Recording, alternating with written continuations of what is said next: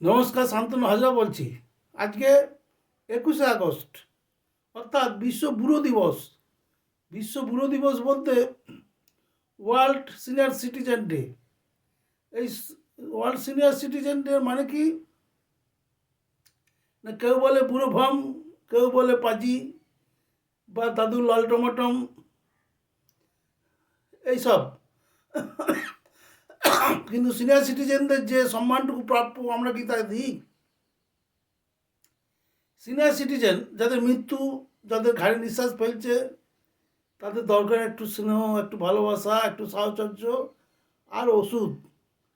সরকারি চেষ্টার অন্ত নেই। সরকার কিন্তু ওষুধের জন্য ভাতাও দেয়, বৃদ্ধ ভাতাও দেয়, কিন্তু সাধারণ মানুষ ওই লাল টমাটম নিয়েই মেতে থাকে।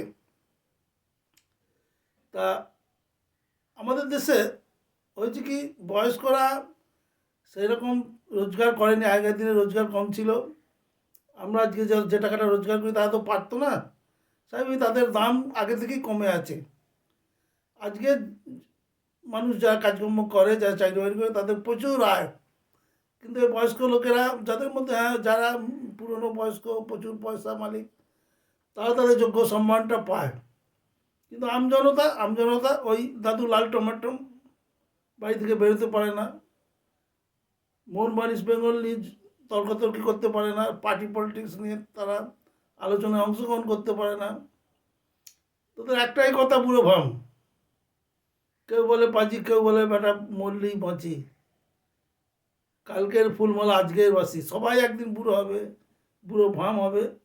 এবং 21শে আগস্টের যে তাৎপর্য, সেদিন সে বুঝবে যে 21শে কেন 21শে আগস্টকে ওয়ার্ল্ড সিনিয়র সিটিজেন ডে রাখা হয়েছিল। মানুষ অনেক ভেবেচিন্তেই রেখেছিল। ধন্যবাদ।